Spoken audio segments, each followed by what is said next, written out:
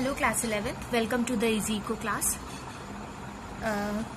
कल हम लोगों ने अपना एक इम्पॉर्टेंट टॉपिक पढ़ा था, लॉ ऑफ वेरिएबल प्रोपोर्शन। मैंने आप लोगों को टीपी, एमपी और एपी के बीच में रिलेशनशिप भी बताया था। 4 ऐसे पॉइंट्स बताए थे जो पूरे डायग्राम को आपको एक्सप्लेन करते हैं वो। आज हम उसी लॉ के बारे में पढ़ेंगे, उसके कॉजेस के बारे में और क्या रीजंस हैं जो लॉ ऑफ वेरिएबल प्रोपोर्शन आया, या उसके कॉजेस क्या क्या हैं। ठीक है, पढ़ लेते हैं। पहले हम पढ़ेंगे causes for increasing return to scale.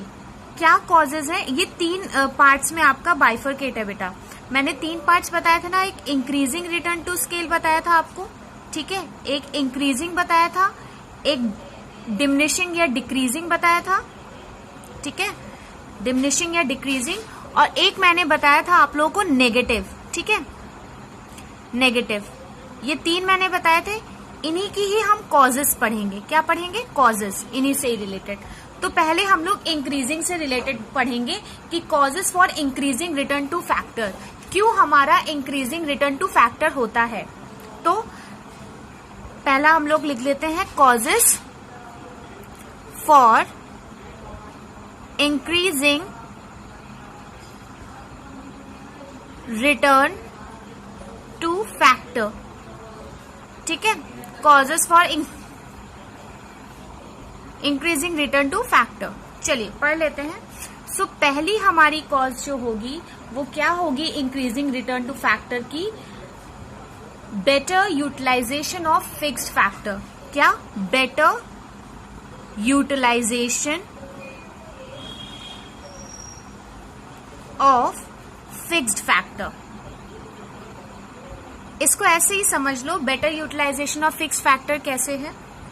देखो, मैंने क्या बोला था कि 2 तरह के फैक्टर्स होते हैं आपके, एक वेरिएबल फैक्टर होता है और एक आपका फिक्स फैक्टर होता है।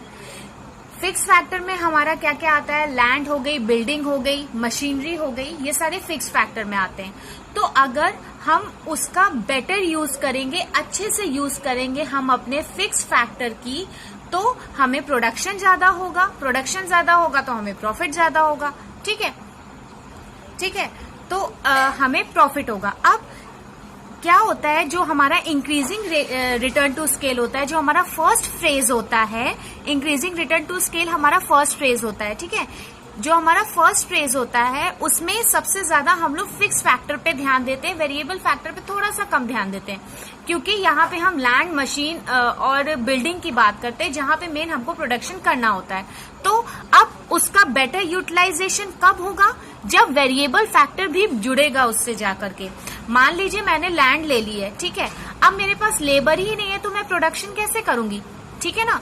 तो इस वजह से जब फिक्स फैक्टर से वेरिएबल फैक्टर हमारा जुड़ता है तो जो हमारा प्रोडक्शन होता है वो इंक्रीजिंग से बढ़ता है, इंक्रीजिंग रेट से बढ़ता है, ठीक है, हमारा जो प्रोडक्शन होता है वो इंक्रीजिंग रेट से बढ़ता है।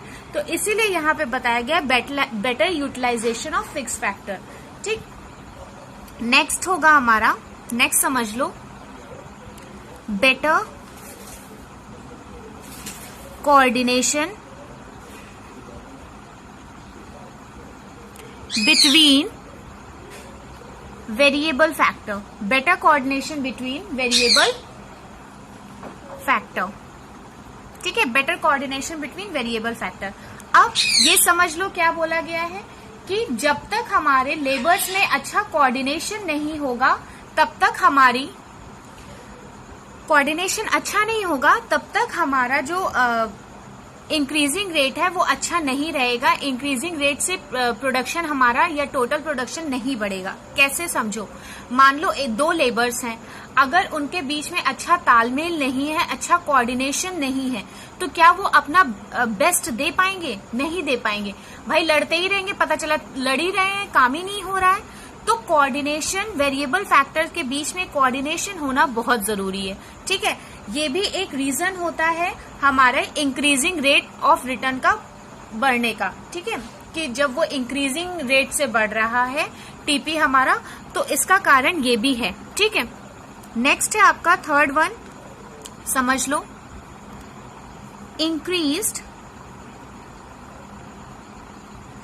efficiency of वेरिएबल फैक्टर या फिर हम कह सकते हैं इसको लेबर भी बोल सकते हैं, ठीक है। आप समझो कैसे।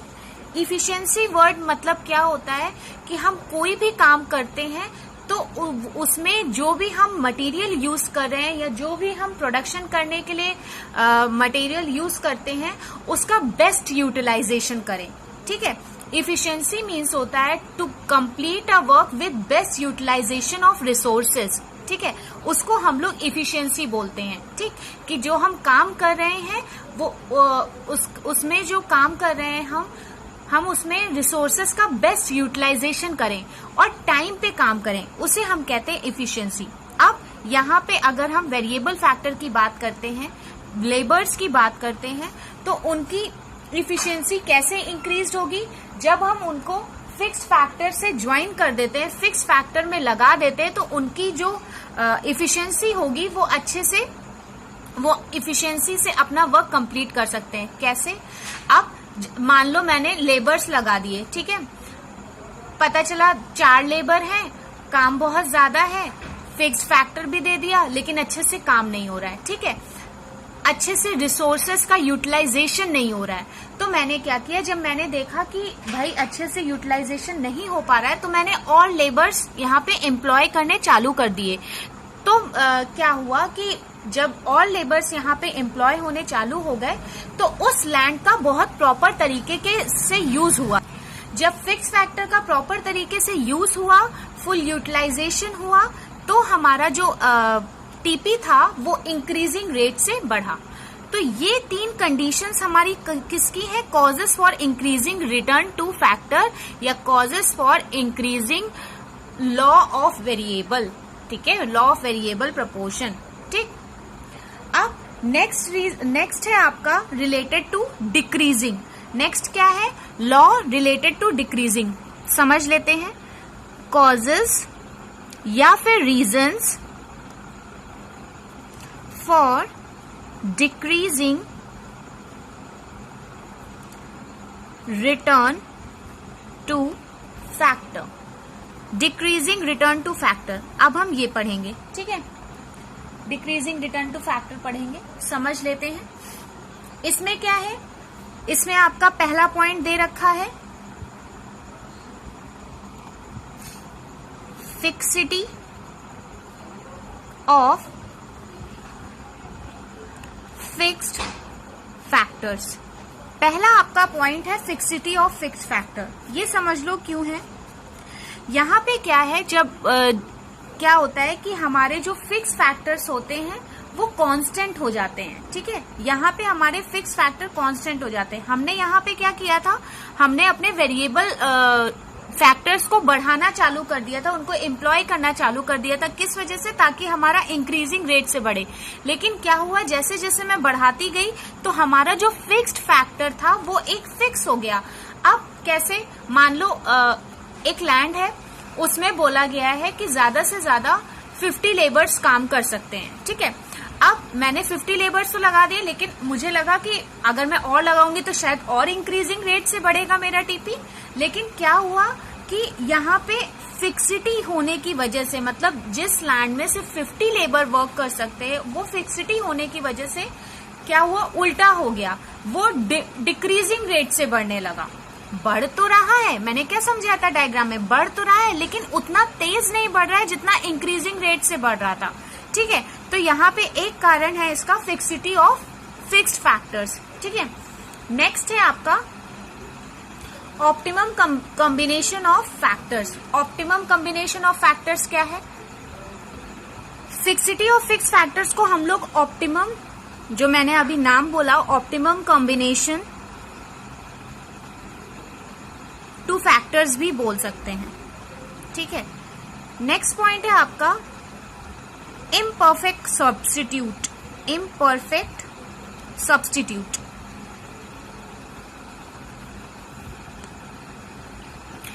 इम्परफेक्ट सब्स्टिट्यूट समझ लो क्या है।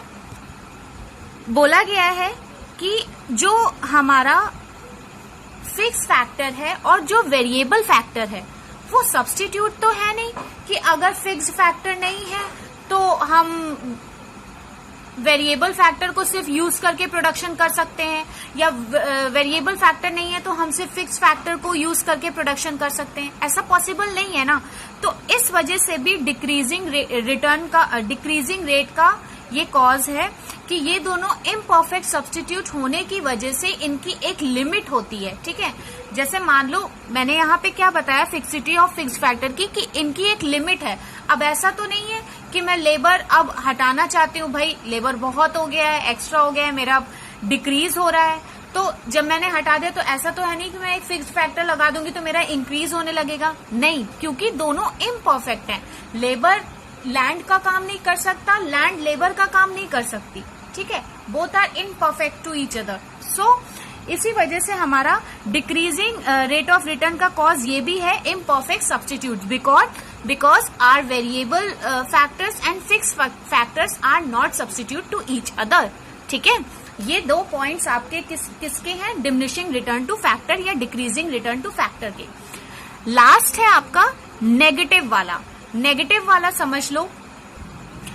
लास्ट है आपका कॉजेस या फिर reasons for negative return to factor. ठीक है, ओके, लास्ट है ये आपका। इसमें कौन कौन से पॉइंट्स आ जाते हैं समझ लीजिए। इसमें आता है स्कैर्सिटी या फिर limitation of fixed factor. Scarcity और लिमिटेशन ऑफ फिक्स्ड फैक्टर देखो समझो कैसे।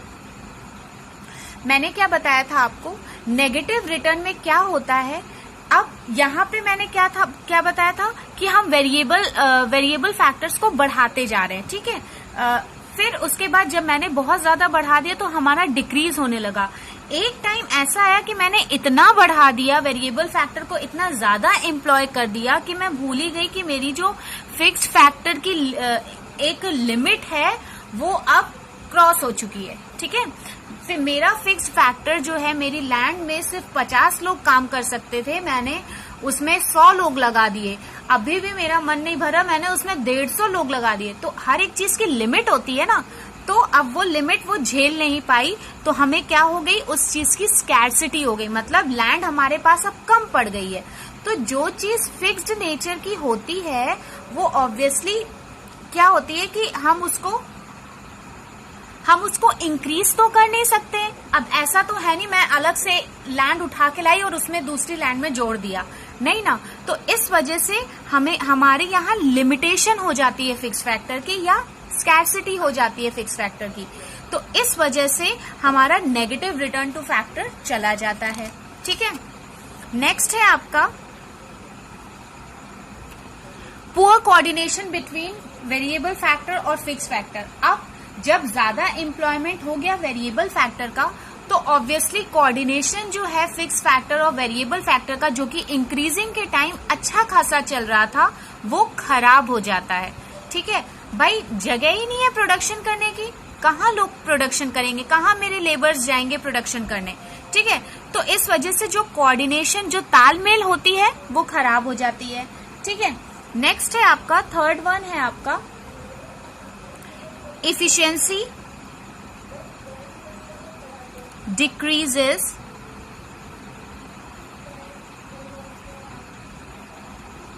of variable factor।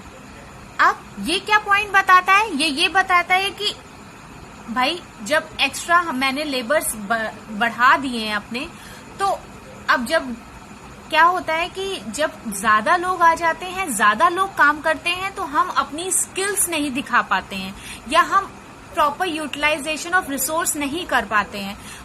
हमें ये लगता है कि अच्छा वो तो आ ही गया, वो कर देगा। ठीक है, हमारे मन में आ जाता है ना, जैसे अभी कोई 2 लोग काम कर रहे हैं मिलके, तो वो अपना अच्छा देंगे। मैंने 4 लोग और बुला के लगा लिए, तो अब मैं क्या मेरा जो लेबर होगा वो ढीला पड़ जाएगा कि अरे चलो वो तो आ गया है, वो काम कर लेगा। तो यहाँ पे इफिशियंसी जो होती है वो डिक्रीज हो जाती है, क्योंकि हम दूसरे पे आश्रित हो जाते हैं कि अच्छा मैं अभी आराम कर लेता हूँ, वो काम कर लेगा। पहले क्या था कि हम 2 थे तो 2 ढंग से काम कर रहे थे, प्रॉपर कोऑर्डिनेशन में कर रहे थे और फिक्स फैक्टर की अच्छे से हम यूटिलाइज कर रहे थे। बट यहाँ पे क्या हो गया कि ज्यादा लोग होने की वजह से कोऑर्डिनेशन भी खराब हो गया और इफिशियंसी भी डिक्रीज हो गई। सो ये आपके सारे कॉजेस थे फिक्स